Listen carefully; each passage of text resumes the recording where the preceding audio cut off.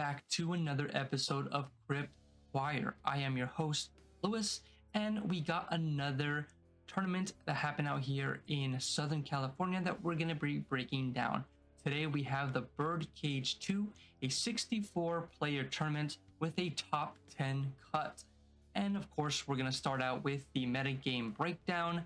And at the number 1, we have 7 entries of cEDH and only 1 making it into the top 10.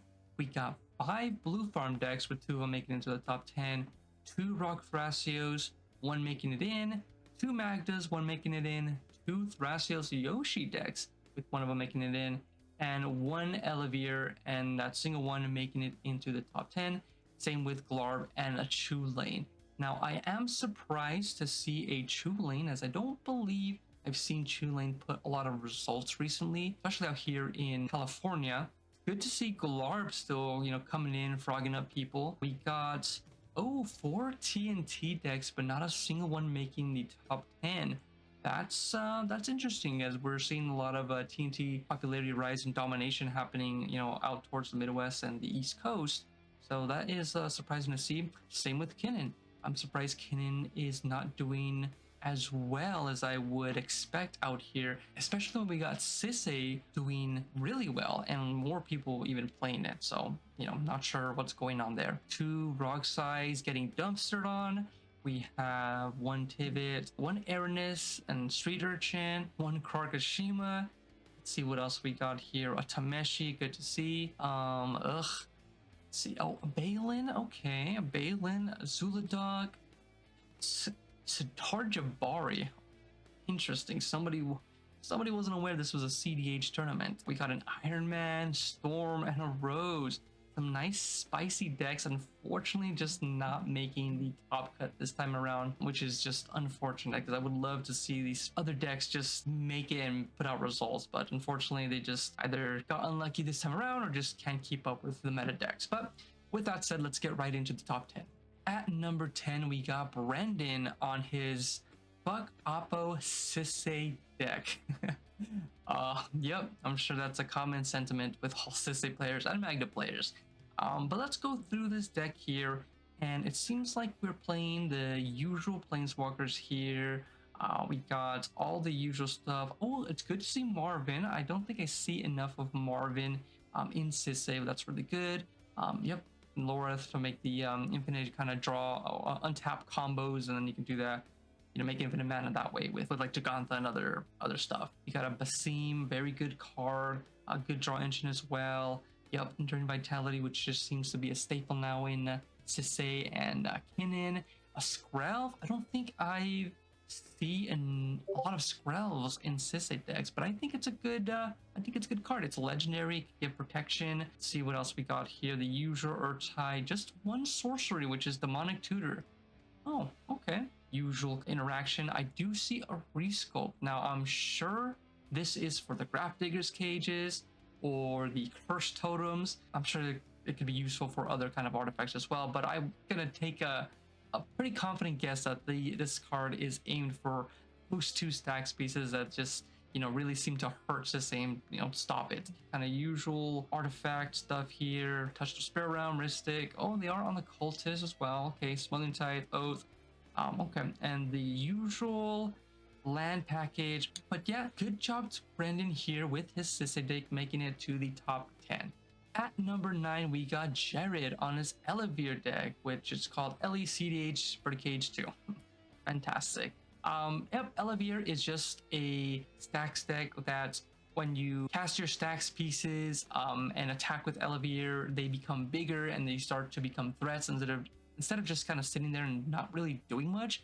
And Elevir helping you break parity because your creatures are getting those like roll tokens attached to them to make them a lot stronger. And then of course, obviously when it's enchanted creatures doing damage, you're drawing cards, so you are drawing some cards and keeping up with the table, because usually stacks decks don't really have good draw engines. So let's see if we got any new or interesting stacks pieces. Kodama the West Tree, modified creatures. Oh, yep, of course, because they're enchanted, so they're modified. Archon of the Wild Rose. I don't think I'm familiar with this one. Other creatures you control that are enchanted by auras Oh, have base power 4. Yep, just makes them a lot beefier and hit harder to close out games a little bit faster, because that's kind of the problem with stacks decks too, is you can stacks out the deck, but you just can't close out the game faster than an opponent can find some way out of it. Let's see here. Winds of Abandon, really good card. Bridgeworks Battle. Target creature you control gets +2 until end turn. It fights up to buff and removal. Okay. Let's see, usual stuff here. Oh, Collateral Dismissal, good little like pseudo board wipe. That's good to see. Potion Grid with a split second, just to make sure you're killing that breach before they can do anything, or other cards like the Eye of the Soul Cauldron or something. So that's I do like seeing a Cross and Grip. Angel's Grace, good. Flute, man, Flute. Ooh, I have seen Flute a lot in not just like stacks decks, but just as like a hate piece in other decks. And specifically, I've seen a lot in Magda. And oh boy, does Disruptor Flute do so much work. Oh my god. It is such a great card. I've seen tables work together to chain a Vapor, a Disruptor Flute, to be able to flash it back in to like name something else. It's like fantastic. It's really a crazy good card that just seems to be getting better and better. Sometimes it can be a little bit awkward because things are already on the stack and you can't really tax it, but still, like it's a pretty good card, and I'm just like, I feel like this is a staple in any kind of stacks deck. It's just been fantastic from what I've seen. And then of course a bunch of other enchantments, just the usual stuff. Raider Oromancy. Okay, other enchantments you control have Shroud. I'm not a big fan of this. I mean, I guess it does give your enchanted creature Shroud, so it gets a permission. I guess it's fine. Sheltered by Ghost, really good card that just came out in the newest set. And then this new one here, Dollmaker's Shop. One colorless and white. Whenever one or more non-toy creatures you control attack a player, create a white toy artifact, and then creatures you control have base power and toughness, each equal to the number of creatures you control. Okay, just some more cards to help close out the game a lot faster. Okay, sounds good. And then the usual other stuff as well. Anything interesting in the lands? Nope, everything kind of seems usual kind of stuff you would see in Lesnia colors. But yeah, okay, great. Personally, as a glue farm player, I just do not like seeing stacks decks. I don't think they're that good, just by the nature of the kind of cards you have to run. Now, I think Elevere and like Urza might be exceptions to that, because they can break parity on the stacks pieces pretty well. Elevere, maybe not so much, but definitely better than others. And I mean, I used to play stacks all the time. I used to play mono white Heliod. That was like my first cEDH deck archetype.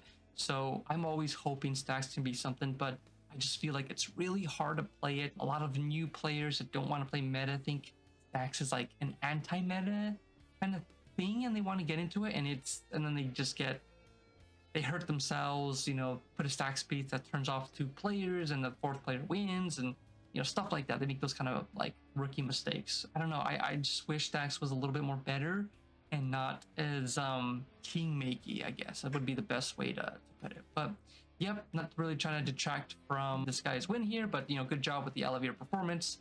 And I hope I don't see you in any of my tables. In 8th place, we got Lucas on Chulane, titled Chulane Latest Paper Build. Chulane is just, you want to make infinite mana, infinite draws, put stuff like Emil, Drinking Drake. You're just, whenever you cast a creature spell, you draw a card, and then you put a land card, so you're just kind of looping those kind of stuff, and then make infinite mana, Walking Ballista. It's kind of the usual win con I see from Chulane. And then of course, White Main Line, one MVP card for Chulane, since it helps trigger Chulane very often. We got some stacks pieces. Okay, we got Oof on here. What is this? Green spells and blue spells you play cost 1 less to play. I've never seen this card before. Wow. Okay. And then Nissa. Yep, that was a good card. Old Venser. And then the usual stuff. The Shauna's Tidebinder. Okay. Yep. War Gates to get out the pieces you want. Same kind of stuff. Cloudstone Curio Loops. Earth Crab to make a bunch of infinite nerds. Anything here in the lands that sticks out? Nothing really, but yeah, that's kind of like the main thing for Chulane. Just you're casting dorks out and you're getting value out of them because of Chulane. So even when you're drawing these dorks like late game and you have Chulane out, they're kind of just like a cantrip for you and help start up some loops as well. So they're not completely useless as they would be in other decks. Good to see Chulane, old school cEDH decks, still have some kind of legs, and make their way to a top 10 cut, in this modern era of cards and power creep that we're currently in right now. But yeah, good job, and let's move on.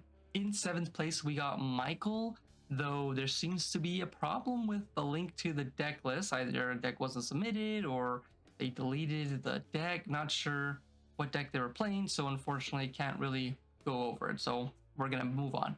In 6th place, we got John with his Thrasios Yoshi deck titled A Fish and a Dog. And good stuff, creature tutors OP, science effects OP, turbo or midrange, 3x, top 10. So let's go through and see what we got here. So usually Yoshi is mainly used as a pod target to get out stuff like Devoted Druid, Grand Abolisher, Vizier to start up for some combos. Which is usually, as you can see from like Devoted Druid and Vizier or Emil, infinite mana to then cast Thrasios, draw your deck, and win from there. So we got here some usual dorks, all the good stuff. The Walking Ballista to have an outlet for the infinite mana that you make. Finale Devastation if you need to attack all your opponents.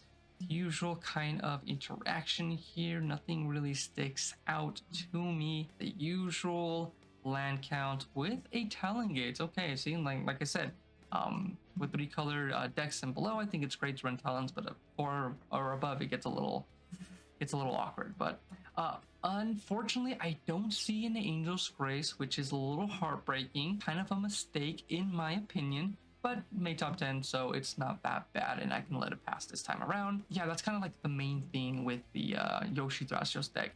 Why you wouldn't be playing a Timna instead, because just of the being able to pod Yoshi into any of the other 2-drop cards that help any of your combos out. But yep, that's gonna be it really. That's very straightforward deck with Yoshi Thras. So good job to this pilots, and I don't know if this tournament makes the 3rd top 10 or this makes the 4th top 10, but regardless, congratulations on another top 10. In 5th place, we got Natalie on Magda, Butch is Beautiful. I like that name. That's a good name. So yeah, nothing, don't believe anything is really new here. Just Magda doing Magda things, playing a bunch of Garbo dwarves and all of the artifact changelings. So there are artifact dwarves to help with the clock combo. Let's see, anything sticks out to me that I don't recognize? Nope, everything seems to be oh, this seems new. What is this? Blades of Villas Fell. Up to 2 dark creatures each get +2 and gain all creature types. Oh, okay. So just to help making dwarves to help with the combo. Oh, interesting. Okay, I don't know if there might be better options than this, but yeah, sure. I think that's good. Winter Moon, used Axe Piece, Taking a Wire, Amethyst. I'm not a big fan of Amethyst. I feel like you're already running God of Pharaoh statue. You don't need to really run Amethyst. So I'm not a big fan of it. Yeah, it's like early stacks piece you can put down, but I don't think it's that needed in my opinion in Magda. Everything else out here seems to be the same. Yep, I think it's just really the Blades of Bellis Vel that I'm not very familiar with, and I don't think I don't see often. That's gonna be it. Congratulations, Natalie. In 4th place, we got Alec on Glarb. Good to see another top from Glarb. It seems like this deck is coming in. It is doing well and actually competing, which is great to see. So let's see what we got here in the creature package, which at this moment I'm not too familiar how standard a lot of these cards are, but I do know that it's Hermit Druid and Doomsday deck, so we're gonna see those kind of cards in here, and a lot of highish mana cards, which Glarb helps since you can play lands, cast spells from the top of your library to break those Doomsday piles. Something new here. No One Left Behind. I don't think I'm familiar with this. Spell costs 3 less to cast if it targets a creature with creature card with mana value 3 less. Return target creature. Oh, right, just to help bring when you're going like Hermit Druid. Okay, yeah, that sounds fine. Or to break Doomsday piles. Like I would assume that's a card for a Doomsday pile. Usual stuff over here. Limdal's Fall. Drag to the Roots. Okay, gosh, yep, very classic card to pop the Doomsday pile. Everything else seems bullet set it out. Okay, yep, same thing. Enchantments, we got exploration, yep, to help get those lands off the top of the library. We have, what is this, counterbalance? Yeah, counterbalance. Leyland of Anticipation, okay, to get some more flash. And then 28 lands, one higher than usual, but I guess, you know, just because Explorer wants to, things like exploration, get those lands out of the way, and just make sure you're hitting those land drops. But yeah, good to see Glarb. Personally, I would be too scared to play this because I do not want to be passing a Doomsday into an Oppo, which I've done very recently at my local weeklies. And oh boy, does it feel good sniping a player's Doomsday with an Oppo. And I wouldn't want that happen to me, so I would not be brave enough to pilot Glarb. But yep, good to see other people frogging about and doing very well and succeeding with this deck. So hopefully we see more of Glarb and this pilot on Glarb future Top Cut videos. So congratulations again, and you know, hope to see you in another tournament. In third place, we got Alex on Bread Milk Farm cEDH. Classic blue farm stuff. And let's see what we got here. Usual creature package. No Darcy, no Kitten for like Teferi. Okay, we got sorceries. We do have a Toxic Deluge, very responsible gamer. The usual suite of interaction here. Good to see Angel's Grace. That is a staple if you're running white. Of course, the usual enchantment speak with a steel enchantment. I'm starting to see a lot more people try the steel enchantments, mirror maid, and copy enchantment tech. That's something maybe I should try out. I would love to steal somebody's Ristic Study while I have my own. To have two, that'd be great. Or, you know, yoinking a Smythe would be fantastic as well. I mean, my Tithe, even like a Necropones would be cool. But yeah, I think the steel enchantments, I gotta try this out. And the lands, usual 27 lands for all this stuff, and then yep, a one surveil land. Yeah, really usual blue farm stuff. Good job on your top cut. In second place, we got Sean on Rog Thrasios. Kind of just the usual things you would see in a Rog side deck, except with Thrasios instead of Silas, with all the creature stuff. Devoted Druid for infinite mana, Hullbreaker Horror loops that you could do. Oh, we got Kiss Otterball Elite.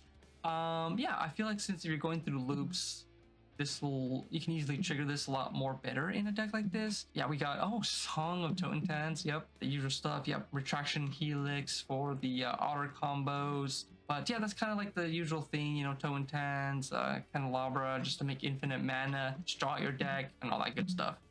But yeah, good job seeing Rog Thrasios, and let's move on. In first place, we got Alexander on another blue farm list. It seems like blue farm won't stay down, can't stay down, and is continuing its dominance within the meta. So let's take a look at his deck list. So we have the usual kind of suite, except a Metamorph, which we don't see most people running now just because there's like a Mockingbird, and a Rev, which I've talked about previously in another video. Kind of takes the role of like another Ragavan, but probably a little bit better. Just the fact that it's expensive is something that's keeping me off of it, just because I don't want to play another 4 mana card, especially when I'm going through Adnos lines.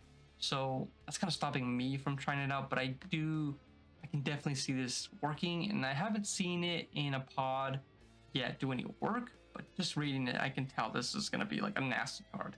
No Deluge. All right, we have a true gamer here. Instance, usual suite here, but no Angel's Grace.